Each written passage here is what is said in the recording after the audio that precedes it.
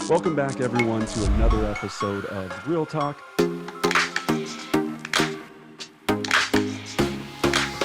I'm Brendan Bartik with Brendan Bartik Real Estate Coaching, where our mission is to train the most elite real estate agents and coaches on earth. Today, I'm joined by an amazing guest, Jessica Abegg, who is a fantastic real estate professional. She's a mother of three, an amazing wife to her high school sweetheart. She's got 2 MBAs, a charity that she's very, very passionate about. She's a women's rights advocate. She's basically, when you come down to it, I don't know when you sleep is basically what we say. So Jessica, I'm couldn't be more thrilled to have you on with us.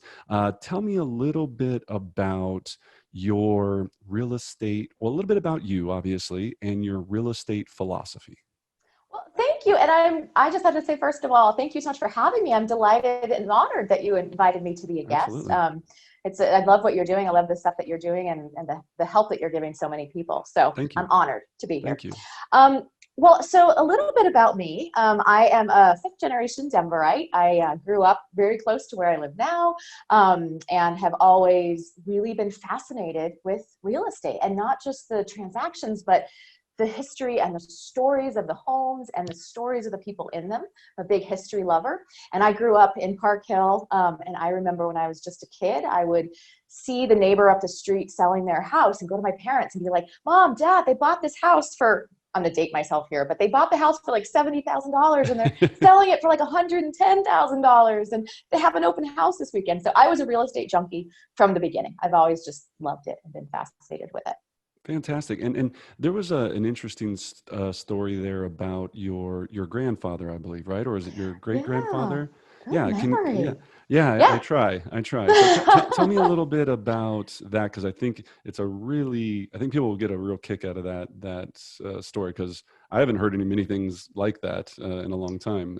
Especially, I know, again, he kind of passed on the Veil Project, which I think is fascinating. So yeah, explain, because being 5th generation, that's a rarity in itself. Yeah, it's true. I think there's like 6 of us total. Yeah.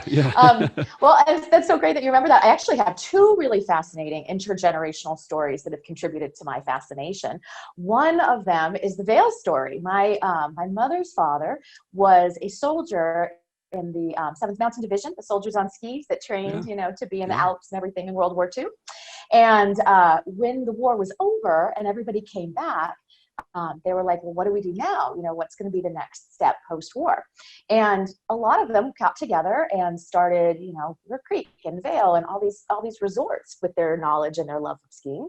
And they invited my grandfather to come and be part of this project. And my grandfather was like, yeah, no one's ever going to pay to go skiing. They can ride their car up to the top of the hill and ski down. Why would anyone pay for that? So he passed. And now every time I go up to the mountains, I'm like, this could all be mine. Oh my gosh. I know. So the choices we make and the choices we don't make really impact, future generations. So I thought that was fascinating. And then my father's father, he had the vision. He actually bought, in the Depression, the block of Blake Street between 15th and 16th. He bought like almost the entire block, maybe half, 3/4 of the block. And he was like, this is going to be amazing. This is going to really be revitalized. And this is going to be a great area. Because, for a long time, it was very derelict and very, broken down. Yeah. So he was just, he saw it and he held on to the property through really, not a lot of uptick. He held on to it through the recession of the 70s and 80s. And finally was like, it's never going to turn around. We're going to let it go. And they sold it and bought a place, up north and had their businesses there. But 6 months later, Dana Crawford, the developer in Denver, came in, revitalized it. His vision became true. They just weren't part of it. So whenever I go downtown, I'm like, this should all be mine. Yeah, gosh. Yeah, it's just like, if we could have just hung in there a little bit longer, but that's timing, right? Sliding doors. You just never know. Yeah, Exactly. sliding doors. Exactly. Who knows? So your journey into real estate, obviously. So MBAs. What were you doing before that, and what was the light bulb that went off and said, "Hey, I'm going to make that change"? Yeah, and that's a really interesting, my trajectory is kind of it's kind of funny because I always did have that love and that fascination. And I started investing in real estate, quite a long time ago. But I had a lot of friends that were realtors, and a lot of them said, I heard horror stories. And then when I had my first child, many very well-intended other agents were like, "Oh, you can't really do this with kids. It's a full body. You got to be working all the time. You just can't do it if you have children." And I listened to that for a very long time, and I went in different directions. I was a business coach. I worked with small business owners and helped them with marketing and promotion and all that. I loved that too. Yeah.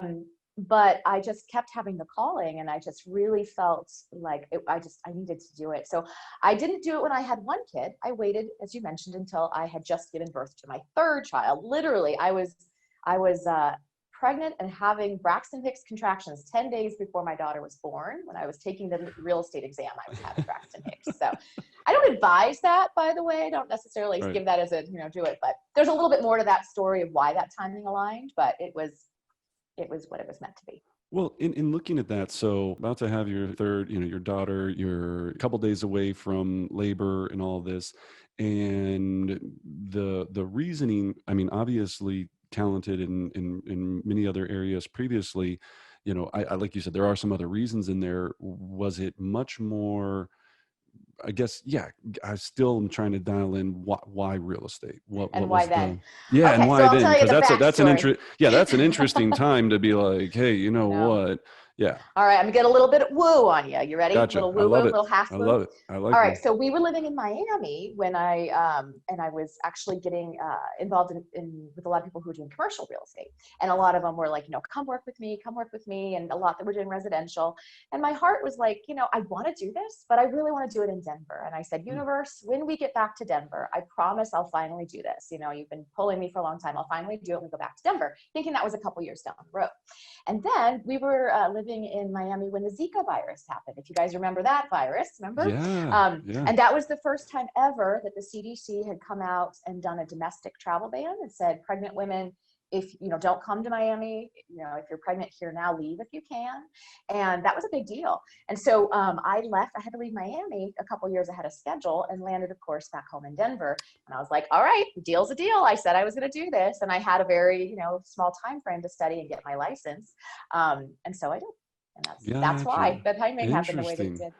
So a pandemic-ish thing working out for something that worked out better. Make lemonade, right? There you go. You never know. All right. Mm-hmm. So then boom, you've got an infant, your first, month or two into real estate. And, shortly thereafter, I guess, talk to the soon to be moms, the moms out there saying, hey, this is what I, first of all, wish I would have probably maybe done a little bit different.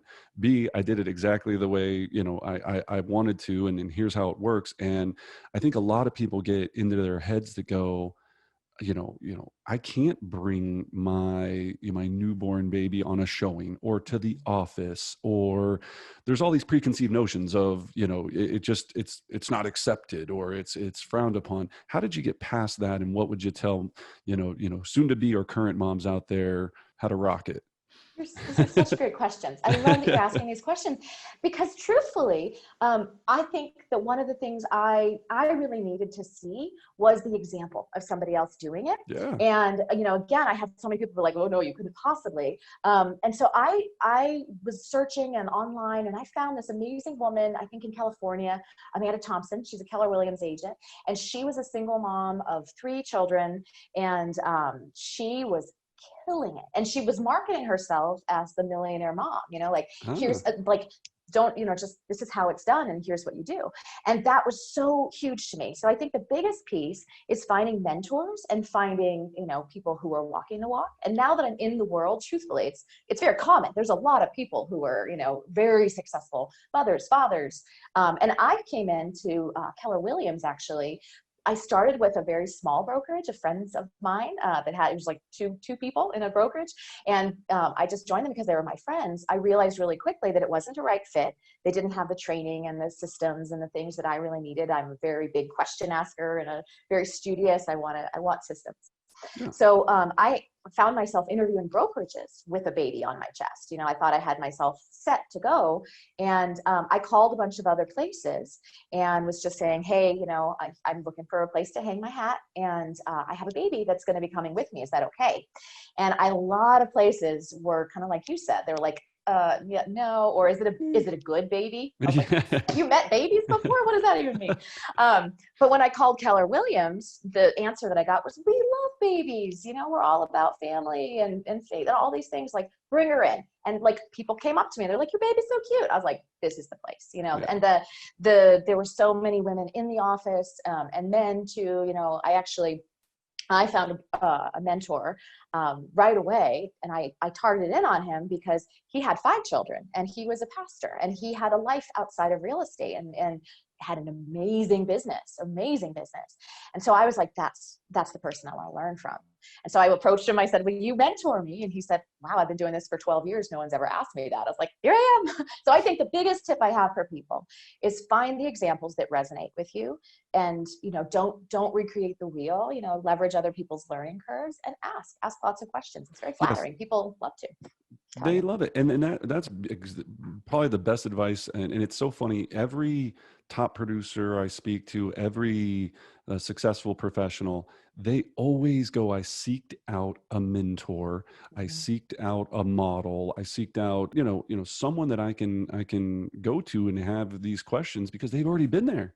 They've already been there. Why make it hard on myself and do, all this creativity and all of that in the beginning, where I can go, hey, how did you do it? What should I be, freaked out by? What should I be worried about? And it makes a big difference. So now you start, right? So talk to me about literally the first showing you brought your newborn infant daughter on, and how were you like, you were just like, let's do it. Like, we'll see how this rocks. And are we like nursing? Are we, I mean, like, I don't, what does that look like? Like, I think first of all, like, what does the that first look month, like? The first month I was in Ignite, in the training program. So she came with me every single day to the training, and I was starting to kind of build my business. And I remember, the teacher at the time, our team lead at the time was, I was there every single day for the entire training with my daughter. And he was like, okay, if Jessica's here every single day and the rest of you, she's like, she's the only one that showed up every day. None of y'all have excuses if she's able to make it with a baby. Exactly. And I am nursing and I'm changing diapers in the back. And, my daughter knows more about real estate than anybody. So I bet. Yeah. But I did go to showings, and my clients in the beginning, I built my business entirely by sphere. So most of the people that I was working with were friends and family out of the gate. And I did realize, for everybody's sake, there were pieces of the business that I did integrate her into, and pieces of the business where I got help and I got assistance in things logistically. But this is one piece, this is actually one other piece of advice that I want to give, and not just moms, but really anybody getting into real estate or business in general. It takes so much energy and commitment and just chutzpah to get anything off the ground and to get through that really difficult takeoff period. There's a lot of rejection, right? There's a lot of no's. There's a lot of energy going out without anything coming back. So one thing I did, and I think was really helpful to me, I sat down and I wrote out a contract with myself.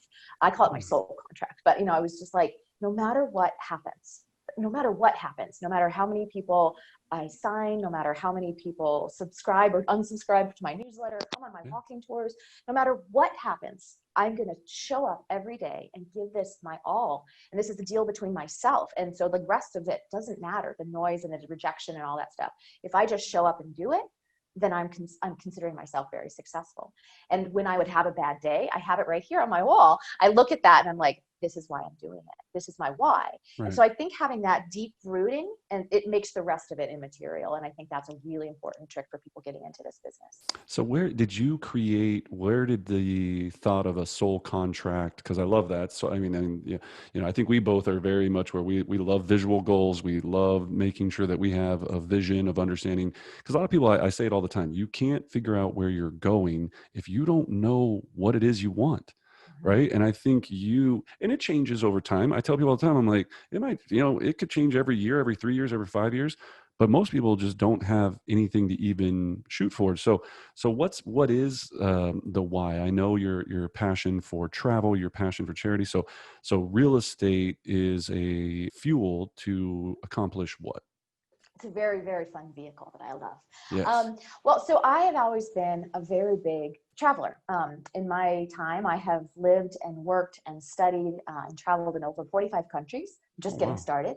Hmm. And so when and I did, like, up until I had my first child, I was taking an international trip at least once a year, if not many more. I used to be a flight attendant, so I did a lot.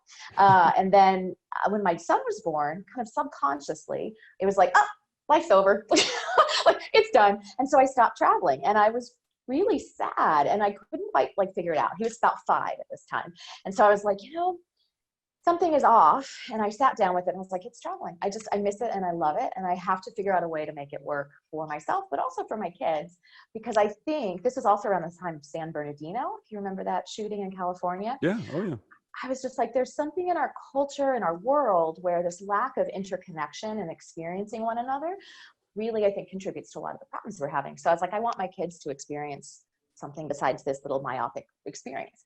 So I created this thing called the Wonderful World Project. Every year I give the babies 2 countries to choose from, and we spend 9 months or so studying the language and the culture and the food and the history, and they set a financial goal. So, they're little, so they're like, oh, I'm gonna save $30. And we go to the bank every month and they put in, birthday checks, or if they make some money or whatever, they put it in. So they're watching their balance grow. And then we work together to pick, like, a civil service project in country. So when we were in Cuba, we worked to this really rural school that had, like, no running water, no electricity, no school supplies, and we brought a bunch of supplies. And when we went to Colombia, we were to work with this homeless Venezuelan population. We had, like, physicians and engineers, people living on the street, homeless, starving, and we went and worked with them so that they are seeing something that's bigger than themselves and connecting to something that's bigger.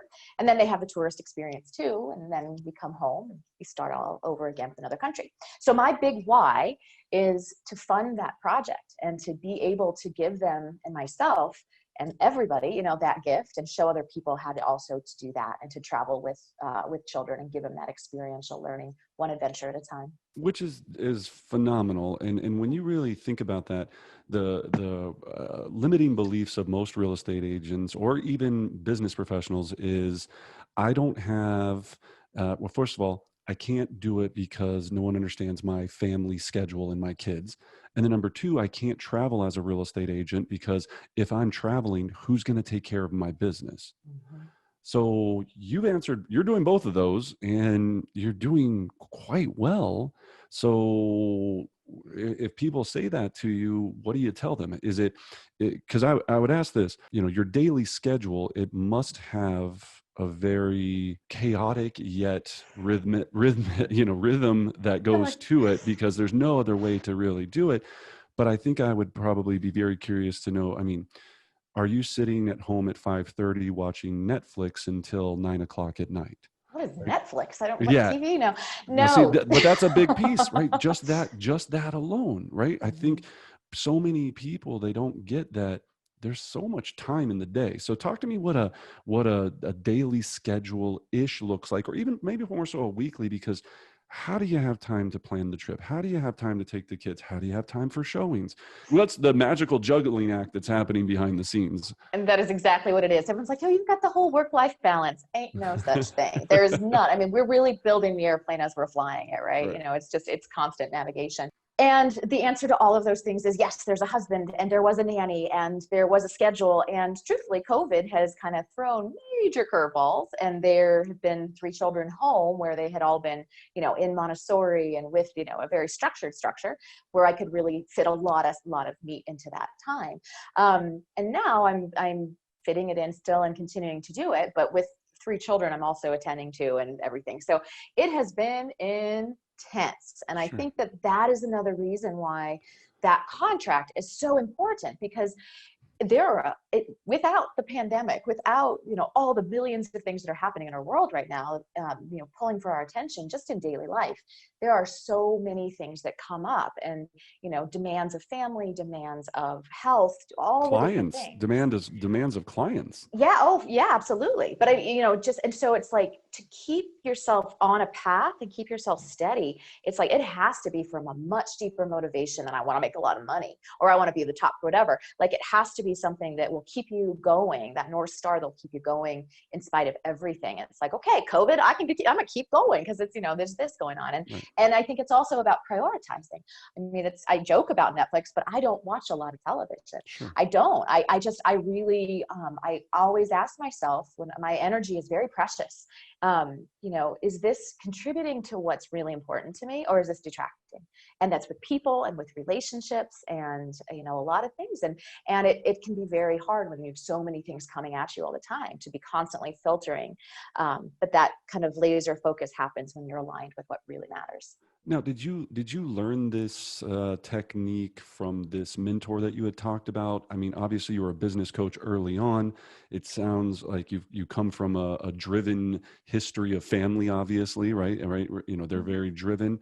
How did you wake up one day and you were like, was there ever a time where you were like, I don't know what I'm supposed to be doing. Screw the world. Like, did a light bulb go off? Was it, I mean, I know you married your high school sweetheart, so you guys obviously had a lot of time to build with each other along the way.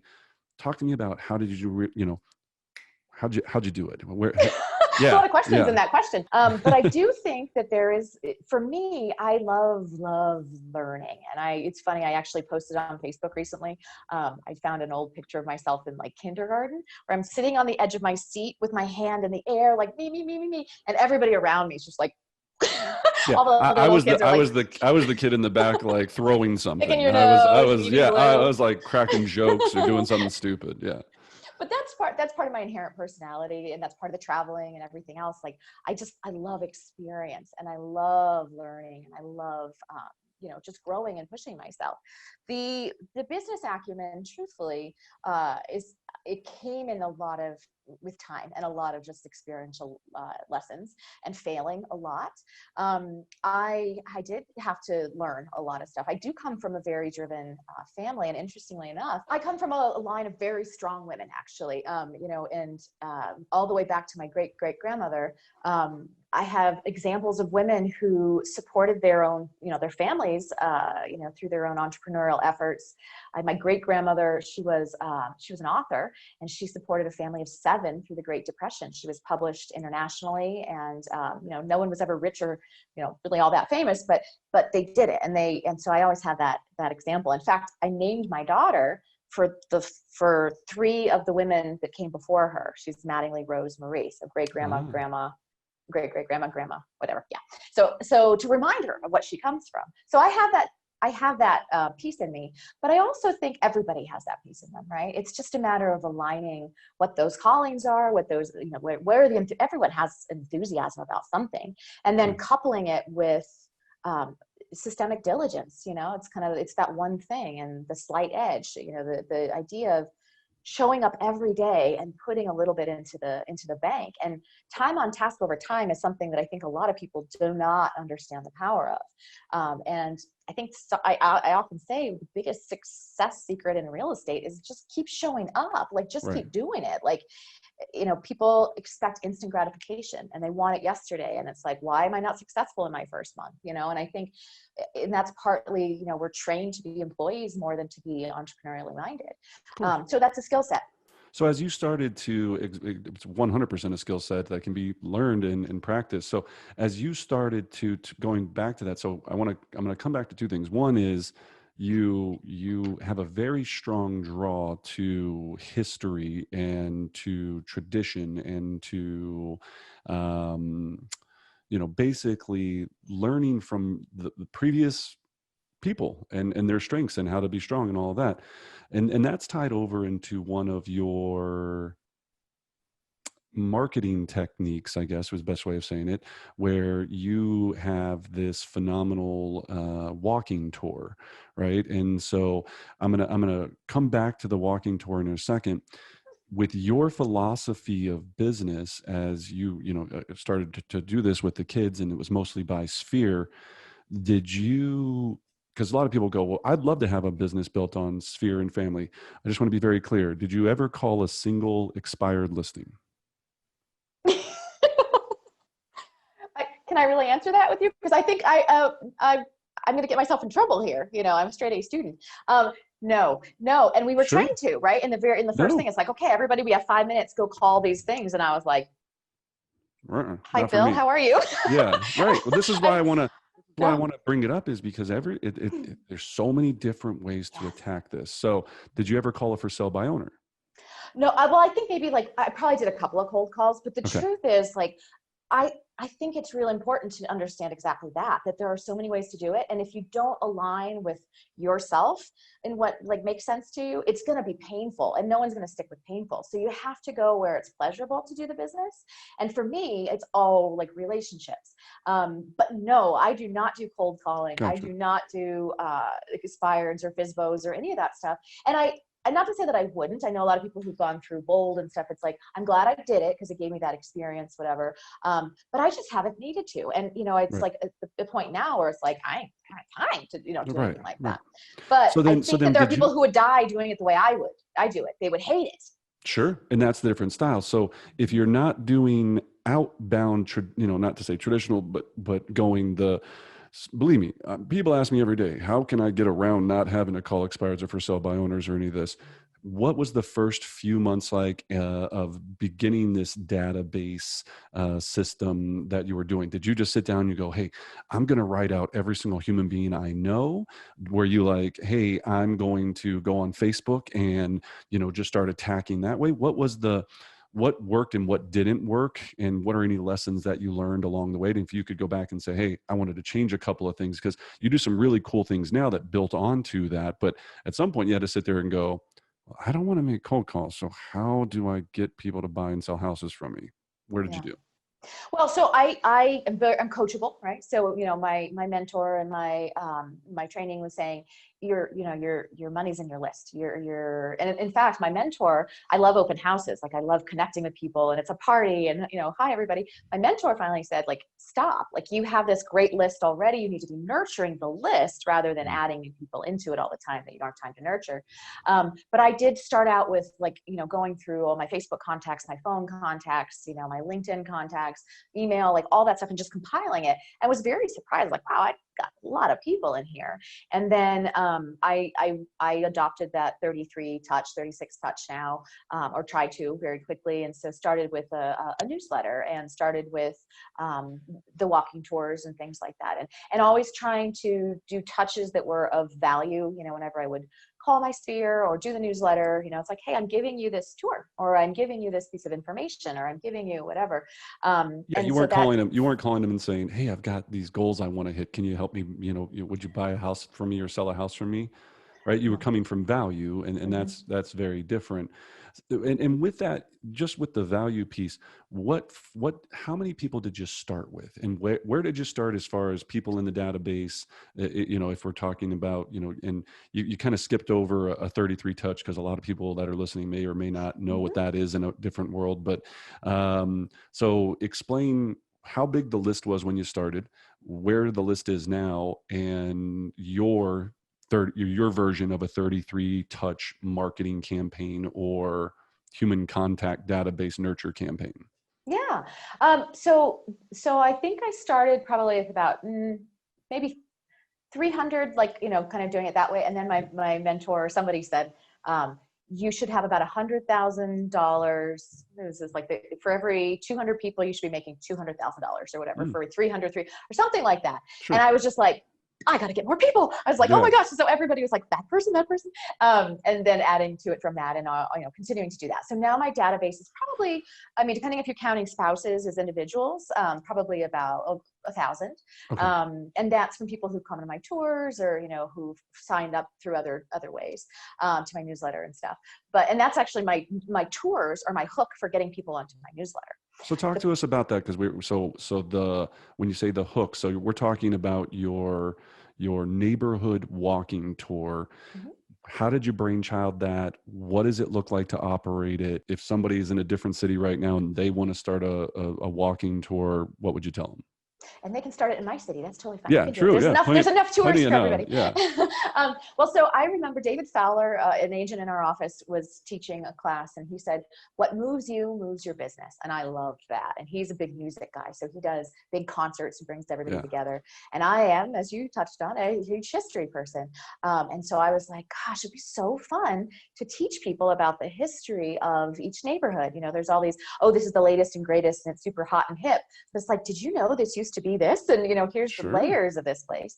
So I reached out to a historian that I really respect. In fact, my first date with my husband was on one of his tours. I've been a groupie for a long time. And I said, would you be interested in doing this? And he was like, sure. So we've been doing those neighborhood tours for a couple of years now. And I pay him, you know, and he gets to do his spiel, and he gets to promote his other tours, and he gets to sell his books. He's written like 30 books. And, you know, we do an hour or sometimes a 2-hour tour, and it's free. It's compliments of me to anybody who wants to come. And they can be quite popular. We have one in around Halloween, the Ghosts of Capitol Hill. Yeah. We get it, I mean, I have to cap it at 80 people, and it sells out like that because people love that stuff. Wow. And it's great. And I get to be, you know, I get up in front and I get to give my little spiel and say, you know, here's who I am. And I don't want to tell you to buy or sell a house with me, but I do want to earn your trust. And, you know, so I'm going to give you information and give you value and more tickets to these tours. And so I kind of get up and then connect. And so when I meet people, or I have a coffee with somebody, or I'm, you know, whatever, I tell them about these tours. And I said, if you'd be interested, I'd love to put you on the list. So I get their permission to add them to my marketing. And they're like, Okay. yeah, totally, I'd love to. So I have been, you know, just using that as a hook. The 33 touch, you know, really to just, I mean, it's a deep dive, but to really just give an overview is like, it's all about just staying top of mind, right? So it's about just little touches throughout the year. And because I'm relationship, I do, you know, birthday cards and happy anniversary and happy house anniversary. And I'm so sorry, I just saw on Facebook your dog died. And so I'm writing those handwritten notes, and I'm doing, you know, a bunch of client appreciation events, or I'm doing pop-bys where I give a little present or have them come in for a pumpkin pie, whatever. Yeah, it sounds like it's a reflection of your personality, Yeah. right? You're not out there trying to get 1,000 internet leads and sit there in your office and try to convert them, because it sounds like that would want you to cry, right? Like that would be your nightmare, right? Well, actually, I think that it would be fun too. I just think it's, you know, it's really fun to do business with people that already like and trust you, and they're coming to you, and, you know, they're already sold before Right. you even, you know. So does the newsletter talk about the walking tours, the real estate market, your Mhm, life? Is it kind of mhm, it's everything, right? It's not just here's mortgage rates and here's what's happening in the market. Because a mhm, lot of people think newsletter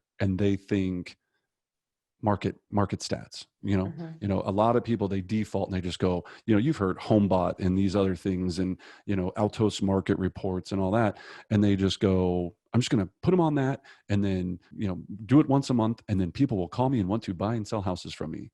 That doesn't exist, right? It's got to have something that people can relate to. It has to have a soul, right? Yeah. So are And you writing it? Are you having someone help you write it? How much time does it take? What does it look like?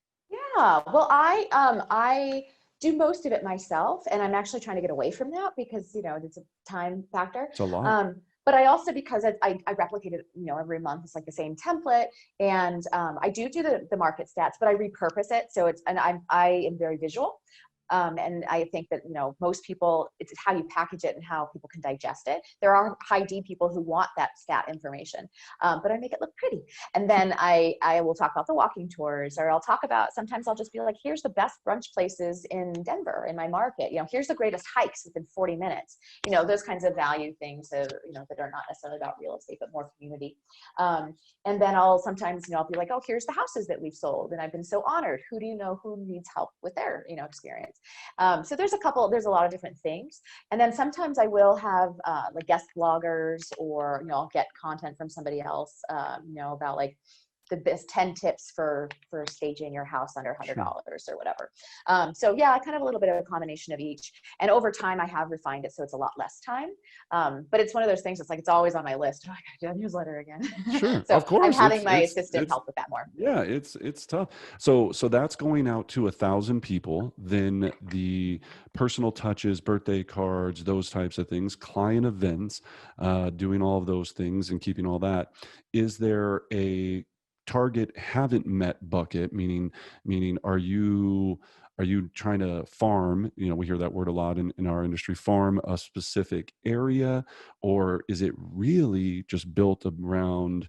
Your intake is the walking tours, referrals from past clients. Is there anything that you're doing to try to market to a bigger pot of people, or is that the walking tour? What does that look like?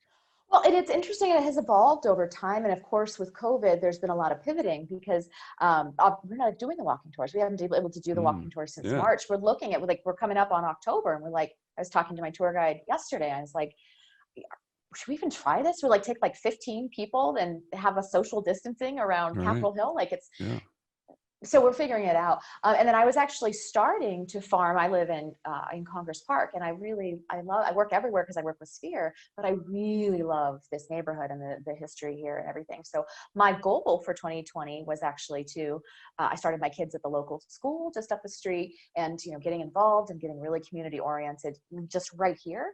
And that's kind of gone sideways. So I do intend to, but what I've found in this year is through referrals and the efforts of my last 2 years, so much is just referrals right now. Like I'm still doing lead generation, but I'm not doing it to the scale that I have to yield what I'm yielding right now. And that I do a lot with, hey, if you liked working with me, and kind of asking for those referrals and nurturing and teaching and training people how to refer me.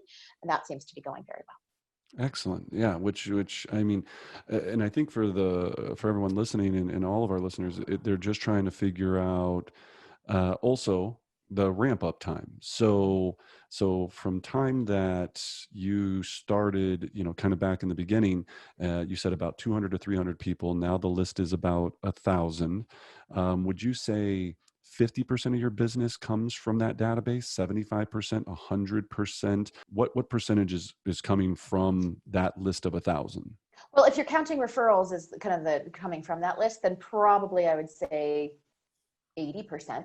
I do, because of my name and some of the things I've done with like online presence, I Yeah. do get a lot of referrals from other markets. People are like, oh, I'm looking for a Keller Williams agent, and oh, her last name is Abegg, and I'm only going to go that far into my research. Yeah. So I It's think my nice to name be an helps. A and a B. Yeah, Yeah. everyone change your Yeah. name to Right. ABC. Right. I don't know if that's true or not, but I do No. get a good bit of Helps. business from that. It Yeah. helps, yeah. Yeah. And then people find my marketing, and they'll be like, oh, you look like somebody we'd like to work with. They'll find my videos or whatever. So there is a little bit of that. And then, but most of it is Sphere and referral. Gotcha. And it took time. I mean, this is the thing too. This is the piece about the ramp up, and even my Sphere. I mean, my Sphere see me do a couple different things. My friends, my family. Sometimes that's a really hard place to get business, because they're like, oh, what's Jessica doing now? Oh, I thought she was at this, and now she's at that. And so there's a piece of it that's like, I gotta trust you. I gotta watch you do this for a little while before I feel confident in getting my biggest asset in your hands. And now it's like there's proof. People now, I have established that trust, and that takes time. So my first year, I'll just tell you, I did 2 deals in a year. Right. And that was Yeah. humbling. I was like, geez, I knew it was Right. going to be hard, but where's my soul contract? Like, Sure. I need that. Yeah. But, it started to pick up in year 2. And it was year 3, I was, one of the top producers in the office. So it's like, it's that understanding the planting, the harvesting, the reaping and the sowing of the business. Well, and you're a firm believer of a servant heart, right? A servant heart. So for those out there, what does that mean? Because I think that ties into your business philosophy and real estate philosophy. What does that mean? I love that. Thank you. I love that. And I think that is very, very, very true. And I think it's Zig Ziglar who said, if you want to be, is it Zig Ziglar that said, if you want to, be successful, help other people to be successful, help other people reach their goals, and you'll be rewarded. And that is inherently me. I'm I'm a cheerleader, and I'm a support person, and I'm a nurturer. And so the first thing I do when I meet somebody is I'm like, tell me everything about you and what are your goals? And this is something it's inherently me. It's also something I've culled from, my mentor, where I think a lot of people are just like, here's me, and I'm the most this, and I'm so, shiny and stuff. But I will say, what are the goals? And I will remind people of them. I'll be like, hey, remember, what the end goal is for this. And kind of there can be mission drift in house hunting too, but I think that piece about, I want my people to be so feeling that they're so cared for and so supported, and that the process is fun. And it's not a fun process. It's a stressful, crazy process, even under the best of circumstances. But if I'm doing my job right, it's exciting. And I'm celebrating, like, hey, happy inspection day, happy appraisal day, and I just, and going every step of the way. And so I think that I just genuinely enjoyed that. And I think that is kind of one of the things my husband actually said yesterday. He's like, you're so good at this. And it's like, there's all these people who it's like, they really just, it's the transaction, and you fall in love with your people, and you fall in love with the houses. I learn all about the history of the house, and, and I love it. It's exciting. And I think the caring about, all of that, and believing that everybody in the transaction can win. The seller can win, the buyer can win, the listing agent can win, the buyer's agent can win. We all are going to come together, and we're going to negotiate, and we're not going to, whatever. It can be really tough, but I think that there's a way to make it that everybody can win. Even if it comes a little bit out of my pocket, I want everybody to do well in it. And I think that I've had a lot of agents come back and say, and when like the transaction's over, like, I'm gonna miss working with you, and can I write a review for you? And that means a lot to me. Right. Yeah. Yeah. You're looking at the long term, not the paycheck. And, that's not easy for a lot of people. Right. And I think a lot of people get very fussy about being right. When you just said working with other agents, and those agents wanting to still work with you in the future, even though there's, in any market, thousands of agents, it's a small pool of people that, your name, you start burning these bridges. It's a hard road to come out of. So yeah, I think that's extremely important. Well, one of the things we always like to chat about too is tech, right? When I say that word, tech-enabled agent, we're going to kind of switch gears here in a second. What are you utilizing to handle all of this business? And yeah, what are you using? What does it look like? Yeah, well, it's funny because historically I'm kind of a Luddite. I'm not a tech person. But I have been really grateful. Our brokerage gives us an app. I give all my clients the app, and I don't have to develop it. I don't have to do anything. I just have to click a button, and here you go, and my picture's on it. And I use our software. I just started using our Command, which is, has all the CRM and everything else, because I had everything in different buckets. Yeah. I was using Brian Buffini's Referral Maker for my CRM for a while, and I really liked it. Yeah. But then I was, you referenced HomeBot, all these different things. And this it's kind of like the lead gen. Like, you kind of have to figure out which technology works for you and supports you the best. And it should be making life easier. So anything that, like, the fact that so much is housed in one place has been really helpful. But I don't leverage it to its full capacity. And I really need to. I need to kind of be more better about that. But there are some things that I'm evaluating right now that I am using, like HomeBot, and like the send out cards, the boomerang and stuff, that a lot of other people are using. And I'm kind of like, somebody gave me feedback, like, I get this from 3 other people. Ugh. And I'm like, I don't like that. But I do like the, set it and forget it. I'm all about set it and forget it. Right. Well, that's the hard thing, is on set it and forget it, you lose personality. Right. And that's the hardest part, is finding that balance between automation and sincerity. Right. Because you just hit it the best. And I just had this conversation yesterday with a few agents, and they're like, well, I got them on Boomerang. I got them on this automated postcard. And I go, that's great. That, first of all, that makes you better than most agents, because they're not doing anything. Right. I go, that's awesome. But I go, if you don't mix in the personal note card, the pop by, the phone call, the rest of the actual touches, people just go, I got a database of 1,000. People are on 1,000 Boomerang cards. And last year I did 20% of my business from referrals. And I'm like, you're lucky you got 20. Like, no, Yeah. you're wondering why. And they're like, well, what do you want me to do? And it's like, you have to engage, you have to call, you have to talk, you have to do all these things. The tech should be hopefully helping you accomplish that, right? Mm-hmm. And making that better. So, okay. And then the one other thing I wanted to chat about quickly is now you have an assistant, right? Mm-hmm. So, in the journey of all agents, it's obviously the next step is leverage. So you have tech leverage, technology leverage, and then you have human leverage, right? People that are going to help you do it. So, when did you decide that it was time to get an assistant, and how is it going, and what lessons have you learned? Because I think you've learned some lessons early on already about it. Talk to me a little bit about that leverage piece.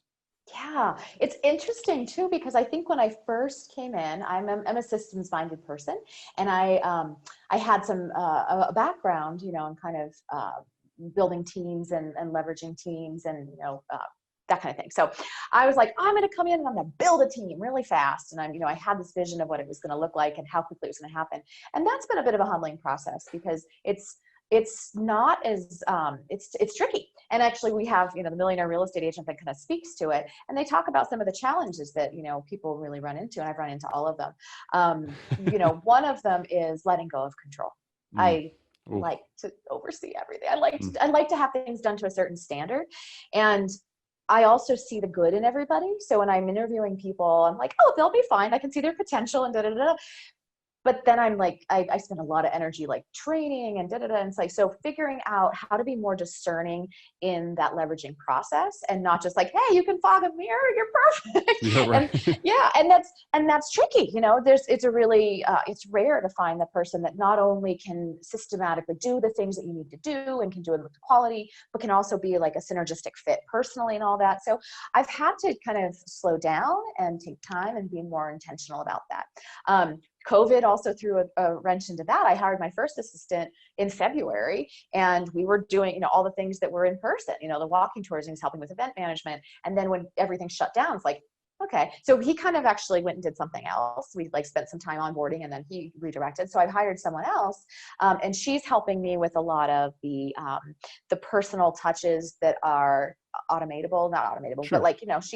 I give her the script for all the cards, and Yeah, she does all helping you that scale handwriting. it. She's helping you Yep. scale. Yeah. Exactly. Yeah. Exactly. And stuff that's like that, even if I love to do it, it's not the best use of my time. And it's just slowing, it's making me crazy because I'm doing 95,000 things. And so she's taking a lot of those things Well, and on. you've also been doing all this. Speaking about the COVID, right? I believe your son has asthma. Is that correct? Mhm.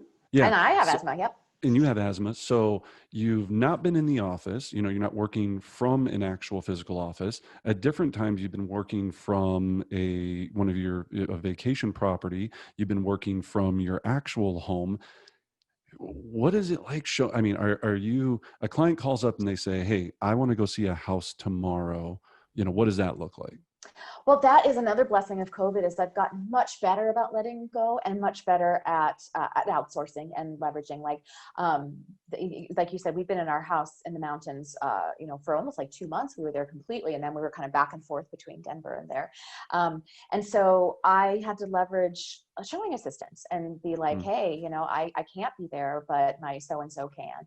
And I learned how to do a lot of things in my business that I didn't think I could do: buyer consultations and listing presentations virtually. And so Yeah. it gave me this gift of, stepping back a little bit and not having to be so hands-on. And I think the world's kind of come to expect that anyways as well. So that's been super helpful. And, actually I was supposed to be up showing clients properties in like Summit County last weekend. And I was like, why am I doing this? Like, hey, who wants to do this for me? Like, I'm going to go be with my family. And Right. so I think it's like really, it's kind of like I was saying earlier, realizing what the ultimate goal is. My ultimate goal is not to work myself to death. My ultimate goal is to have a business and a life that I love. And Mm. so, I need to make room for the life part of it too. And if I can do that, and it's actually really helpful to somebody else. I've got some showing assistants. They're new into the business. They're hungry. They are excited, and they want to go do showings, and they want to learn how to do these things, and they need some money. So Yeah. paying them to do it is a win-win. Well, Um, I always tell people you don't get paid to show houses, right. right? And then as you can still have an amazing client experience and have other people go open doors, Hmm. for you. And people just get into their head about that. They're like, man, I'm Gotta just do the it all. best house shower on earth. I'm like, Mhm. I'm sorry, what? I think what You, that's really about, though, is that I think a lot of people feel like they don't want their client, they want their clients to have the best experience. right. And so I think a lot of that setting expectations. And so I've learned in my presentations or my client conversations, I will say, I am like 100% your champion. I'm always going to be here. There's going to be times where I'm with my family or with other clients, or the timing, just whatever, that you'll have showing assistants. And I'll say that. So they're like, oh, okay, whatever. Whereas if I'm like, I'm me, it's here, and I'm 100% taking care of you, but someone else is going to be doing all this for you, then they're like, well, geez, So I think Yeah. just People establishing people that. don't want to feel like they got passed off, right? Like they Exactly. were an Precisely. afterthought. Yeah, Hmm. as you said, setting the stage for the expectation of look, yeah, there's going to be time. I'm a human too. I take vacations. I actually take weekends and I like to go, do X, Y, and Z. And clients are pretty understanding, especially if you're in a relationship built business. Now, if you're more cold and internet, they might not be so understanding because they're, a different they don't have any care for you, right? And Right. that's another benefit of having a database driven business that's relationship based. And it's been a big transition for me, even thinking about that, because I was always brought up in the culture of just call work, you make 50,000 contacts and do all this, and it works. There's no question it works. It obviously is. It Numbers is game. it is a numbers game. And now we've been really shifting to this database situation, and it's been eye-opening to realize it's just better. It's It's just, just yeah. it's just And that, better on every avenue, yeah. every It feels better absolute for everybody, I think, yeah, too. yeah. So then, well, Jessica, obviously appreciate your time and want to keep you on schedule. So for everyone out there, clients, maybe agents that want to speak to you and understand, moms out there, heck, dads, stay-at-home dads out there, all these people, what's the best way to, and especially to find out about these walking tours? Because I've heard about them. I mean, as you said, once we can figure out a way to do it, you're going to have such a backlog. I think you're going to be like, yeah, you're going to need to, yeah, figure out how to scale that in a different type of aspect. But what's the best way to connect with you? And yeah, how do we connect with you? Well, I have, so for the walking tours, you can go to jessicaabegg.com, and it's just /walking tours, I think. And then we will post the schedule, and you can reach out about getting tickets for those to me directly. And then for my Wonderful World project, it's wonderfulworldproject.com. It is a little bit under construction right now, but it gives an overview if people are interested in traveling with with their kids. And we're working on putting a curricula and things like that onto the website. But yeah, those are the best ways to get in touch with me. jessicaabegg.com, wonderfulworldproject.com.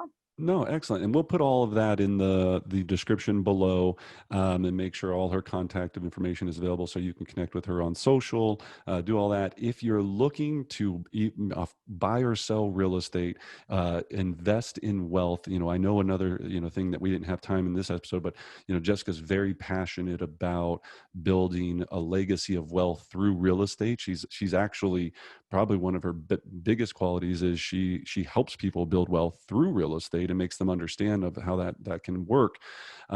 Reach out to her. You're not going to find anyone else better in the game that's going to be able to really care about what you want, care about your goals, have those consultations with you. You're going to probably end up being best friends with her. So just be prepared for that. And yeah, and just, yeah, connect with her, right? See, make sure that you get to experience that type of servant behavior that really is going to make sure you have a great experience. So Jessica, thank you for joining us here on Real Talk. Everyone, please make sure you hit the subscribe button. If you're listening to us on the actual Apple podcast or any podcast, make sure you follow us, subscribe, comment. We'd love to hear your feedback. Like it, share it, give it to a friend. Let them know that we're going to be doing this. If you think that you might want to be a guest on our show or know a guest that you think you would like us to interview, please reach out to us. We would be more than happy. And as always, I wish you great success. So thanks for joining us for Real Talk. Join us next week where I'm going to be interviewing Daniel Dixon, and we're going to be going over how he went from agent to empire builder. He has multiple companies, a massive real estate team, on track to do over $150 million in residential real estate. You don't want to miss it.